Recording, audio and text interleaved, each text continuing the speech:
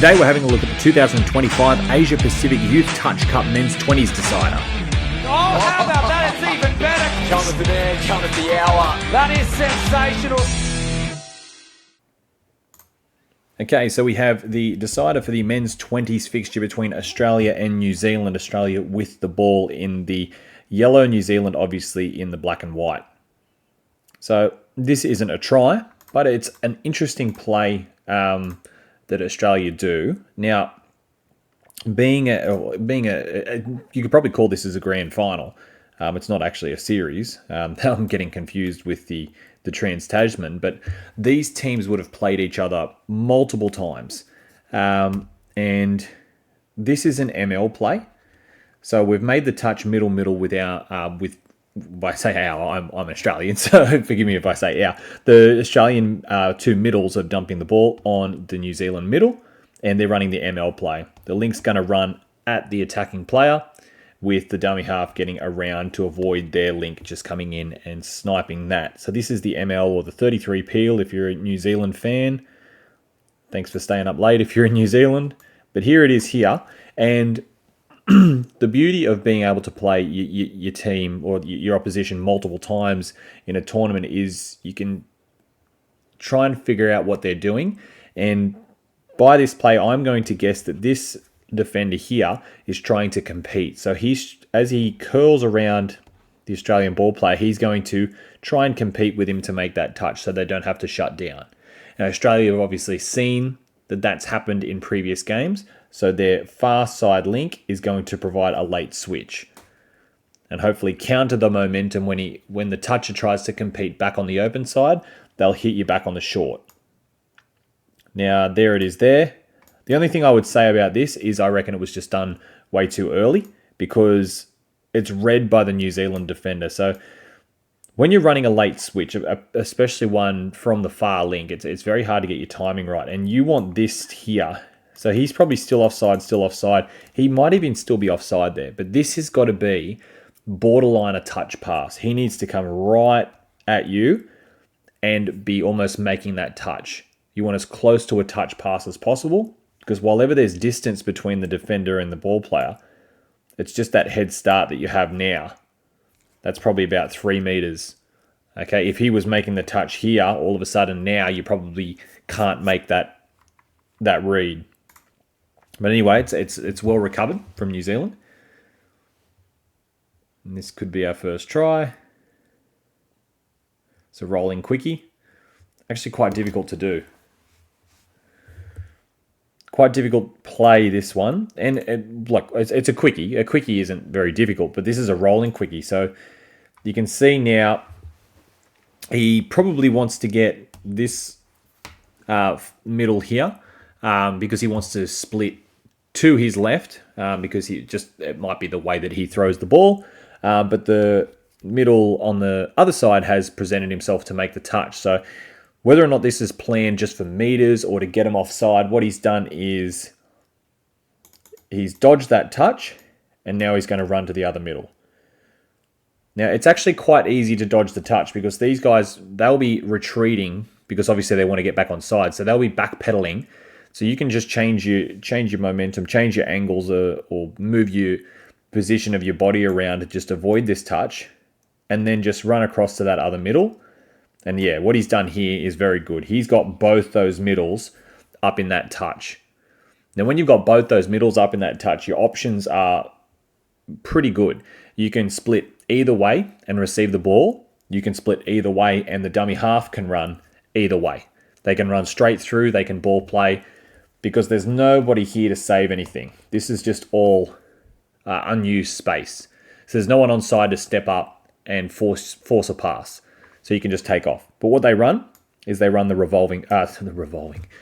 rolling quickie, which you can see he steps forwards. He's played the ball behind the line, and now he's going to step forward at a diagonal instead of just sideways. So that keeps the flow going forward, and it's the dummy half's job to run him on side. Now you can see he's probably catching that ball 4 meters, 3 to 4 meters, I'd say, in front of the line when he played the ball back here. Let's just imagine that you've split. You'd probably, is split sideways, you're probably catching the ball where this player is here, and there's no way you'd be able to beat the defenders with that much space. So that's why a rolling quickie, it's when I say it's hard because you've got to pick it up from dummy half. This guy's done really good. He's picked up from dummy half, taken those steps, got the ball back in front of the dumper, and got him the ball without losing the flow. And when I say flow, that is the momentum that your whole team is progressing down the field. And you want flow to not stop-start. It's just got to be constant movement, like a river flowing. That river doesn't stop. Anyway, let's keep playing here. All right, so he stepped, now beat the offside player, and all of a sudden now we have players looking to shut down, and he can just pick his option. Goes over the top, and it's a nice tip on. So it's a good read by the Australian winger, and it's just a tip on that's obviously very hard to defend. There's not really any specific way to defend that apart from just try and get the read as early as you can. But now Australia start hitting back, and they've done the same thing there. Skip across the other middle. Nice. Just working off the ball there. But let's have a look at this, what follows the latch here. So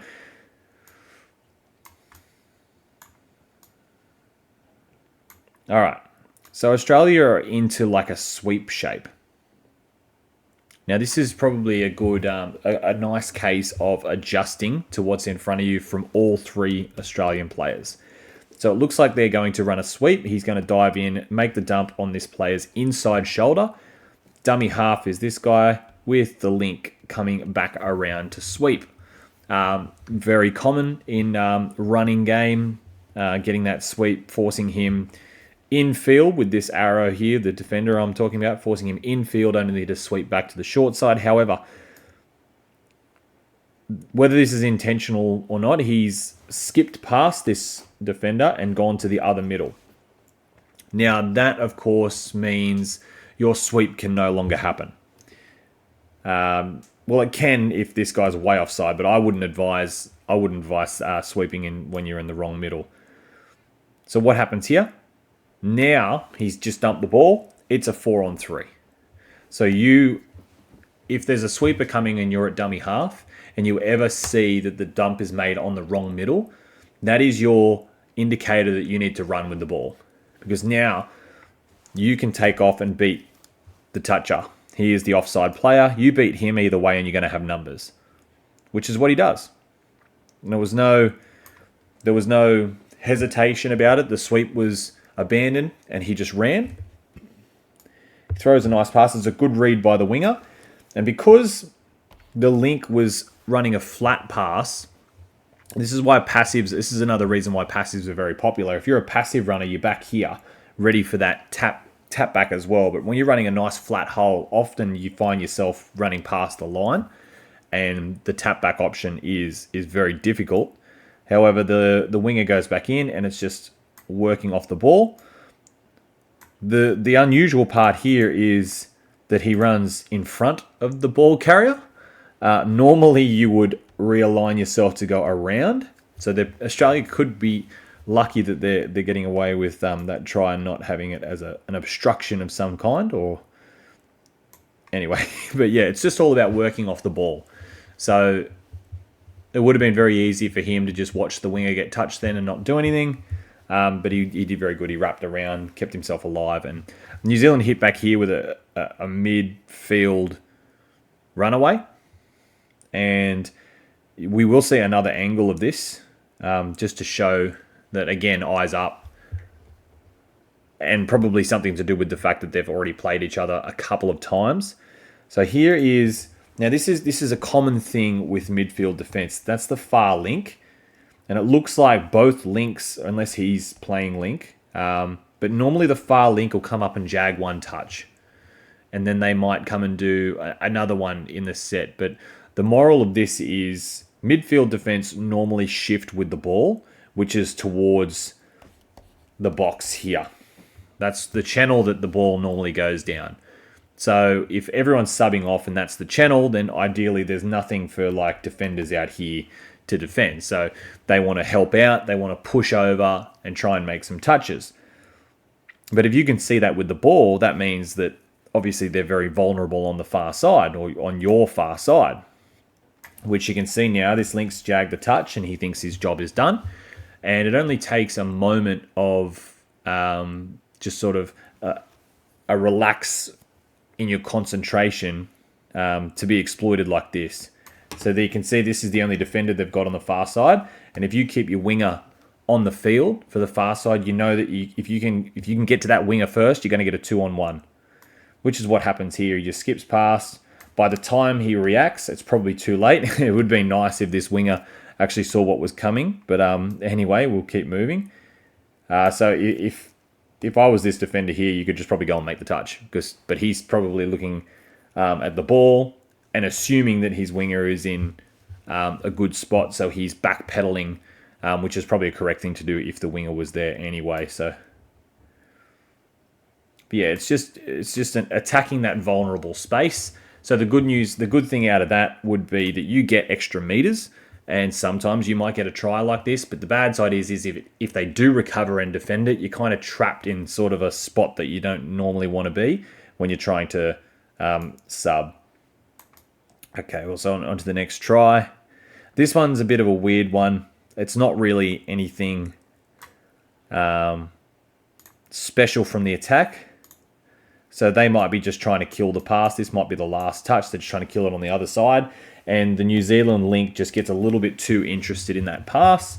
And he tries to go for the intercept, which the ball just goes past him. Now all of a sudden, it's the winger's job to get a read on this 2-on-1 when it should have just been man on. You can see this defender here. He's kind of between two players.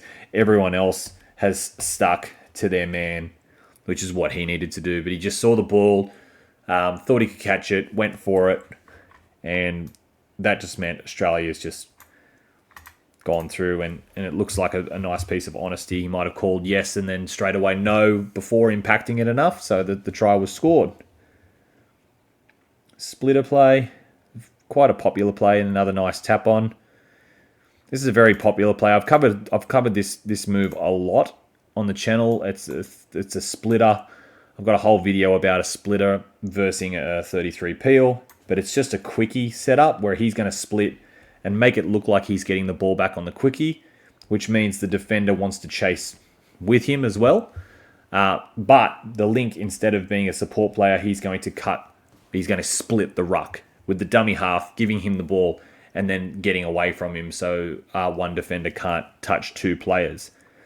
So that's the idea there. You can see that the corner is being pulled the exact same angle as the split, which opens up down the middle like that. And you could probably, and the reason he's passing so early is because he's running that flat line. When you have a passive runner back here, you want to run all the way into the line and then throw, because obviously it can't be intercepted. But if you've got a flat runner here, this pass has to be early, because Australia are very good at channel defense, which is getting that link up nice and high and cutting that bullet pass off. So you pass that ball before they can get up, and you'll normally find that winger is, because of that channel defense, you can see he's the highest one up. Because of that channel defense, the winger usually hangs a little bit wider, which in this case, the tap on was on, and he gets in. But it's a nice splitter, nice tap on. It's raining outside, and it's going to be raining all week. I'm supposed to have touch the last couple of weeks at our social club, and it's been called off. So I don't think this ended up being awarded when I was editing this. So, but it's a kind of the way this ends up. So the Australian links up making the touch, and the rule is when you're going down for, well, if you're running a play, you never really want to run it on a link if it's a dummy half play. So he split infield, and this is actually given a 6-on-5. No, sorry, a 5-on-4. So you got 4 defenders now, and there's a winger out here with 5 attackers. So normally you want to go for the 4-on-3, but we've got a 5-on-4 here, which is just a lot easier to defend. But it goes to the pass here. I'm not going to cover this too much just because I would never recommend it. Just don't go down on the link. It'll just, unless you are running a middle sweep play or a punish play, just stay away from the links. I forgot to get rid of the sponsor on this one, but oh well, they can get some free marketing. It's a play I've covered on another video as well. I think it's titled underrated play or something like this. But we have a sweeper, so we're going down on the middle, dumper, dummy half, with the link sweeping around. But obviously, once again, conditioned in previous games, you can see a big corner pulled by number 2 here. And this is a great play to do if you notice that there is just a massive corner being pulled. When there's a big corner, this guy's got to go in and cover a lot of space. So he's going to be extra tight. And if he's not tight, he's going to be running infield like quite fast. So from dummy half, you take off on the open side. And you can see here he's just finished his push-off. And he's just starting his run, whereas the ball carrier has already started running. And the sweeper has curled around just to be that inside option. So if he does chase really well and he's still pulling corner, the space is open for that trail pass on the inside. But the ball, he's just cut through the line. He's got all the time in the world. And because like a lot of people say that he's running back to the short side, he's actually on the open side. So you can see there's the short side here on this side. So here's open side, which means the winger and the link are normally quite tight. So if you start running, this winger normally is tight because it's the open side. So if you can get through, this winger should be in some form of space. Sometimes you don't even have to run through. You can just pass straight away, like before you even get through the line. But yeah, so just dummy half can just set up for a normal sweeper, and then the dummy half just takes off the opposite way. So what do we got here?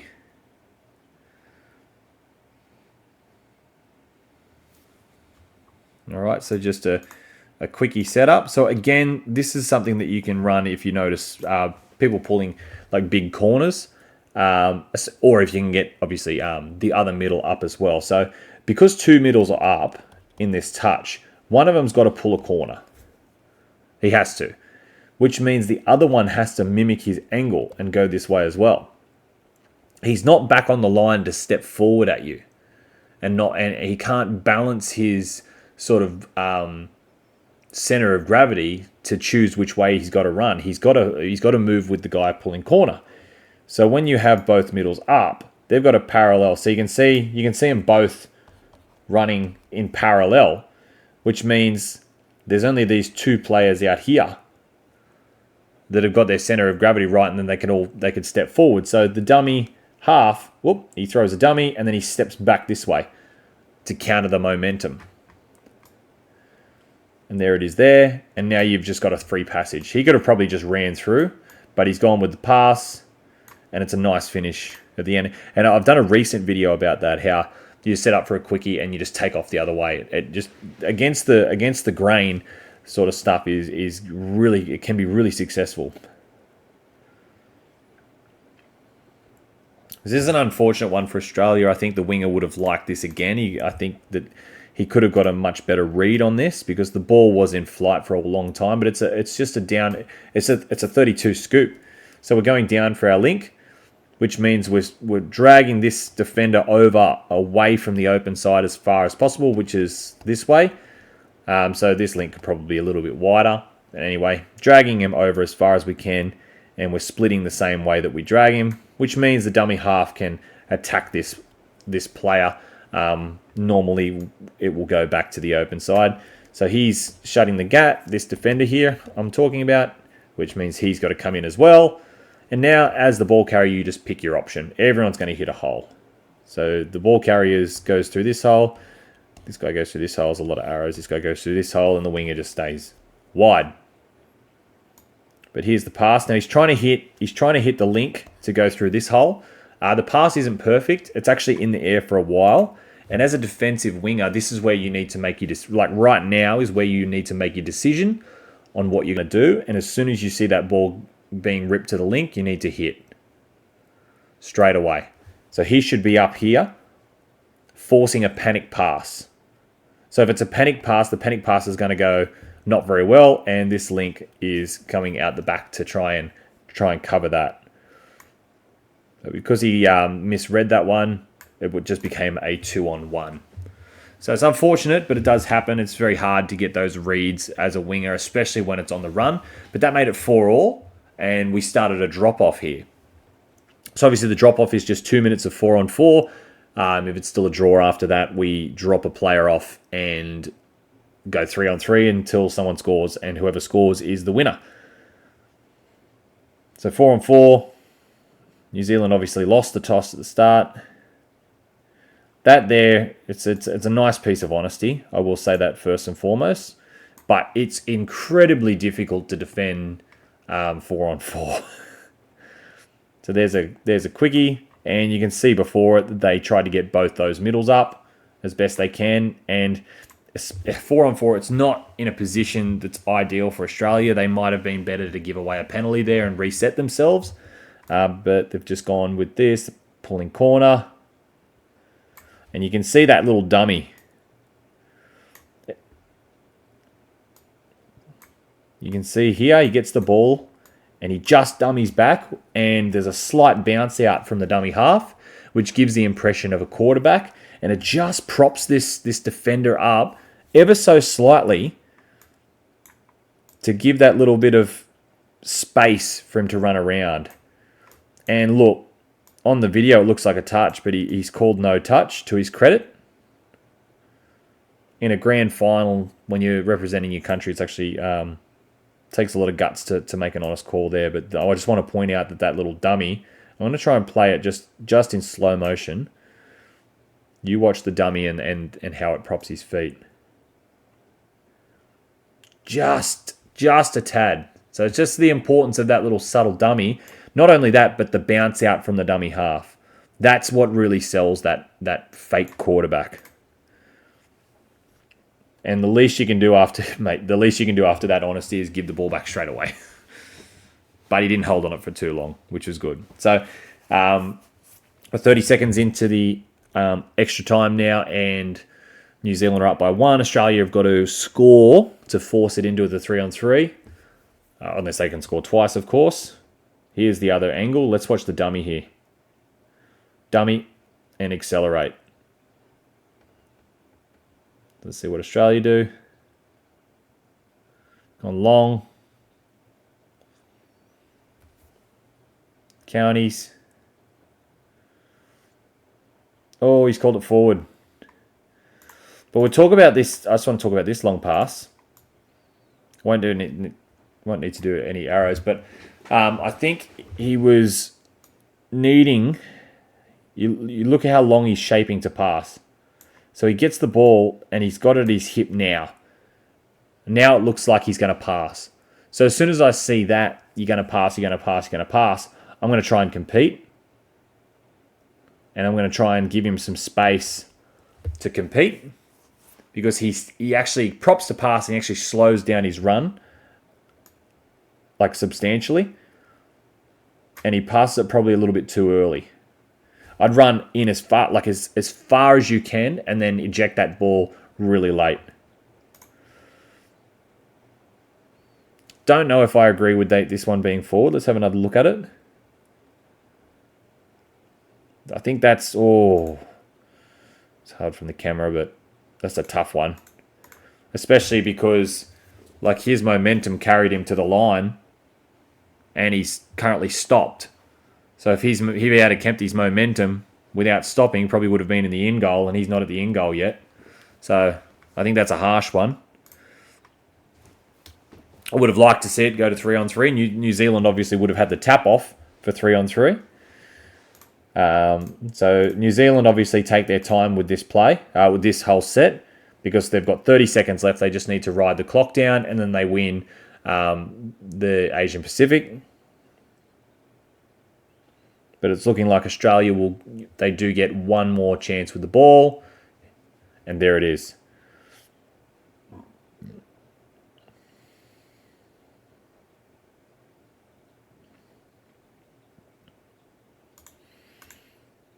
So let's have a look at this.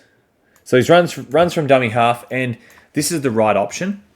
However, what I'd do here is I would just run, pass it either early or whatever, get the ball here, early, change the ball over here, get yourself set for some defense. There's not long left, but the one time you probably don't need to leave it so late is you leave it late to pass here. They don't need to score here. Oh, sorry, no,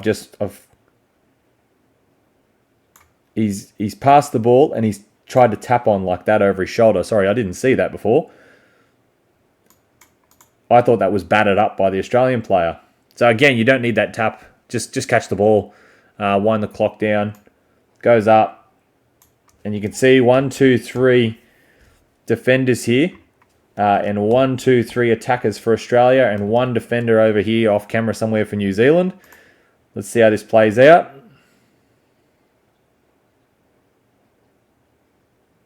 And this is just awesome effort from the number 1 there to make that touch. So where did he end up? He was the one. Wow, this is I'm only just realizing this. He's the one that made the error with the tap on. Now look where he is. Here. That's how far behind he is the original play, and he's going to make the touch on this player. Talk about extra effort. Here he comes, he's in screen now. What an effort. And then there's 3 seconds left. They get the play of the ball. And they try a long pass and it just comes off his face. And that concludes the drop-off and New Zealand wins. So congratulations to New Zealand. It's good to see, like as long I am an Australian fan, but it is good for the sport to see New Zealand get some wins here. And hopefully they can continue to grow, and we see more very exciting clashes like this at the Youth Cup. But thanks for watching, guys, and really appreciate it. Become a member. You see a bunch of this sort of stuff broken down only to members, but if not, feel free to subscribe, keep watching, and we'll see you at touch. If it's not raining.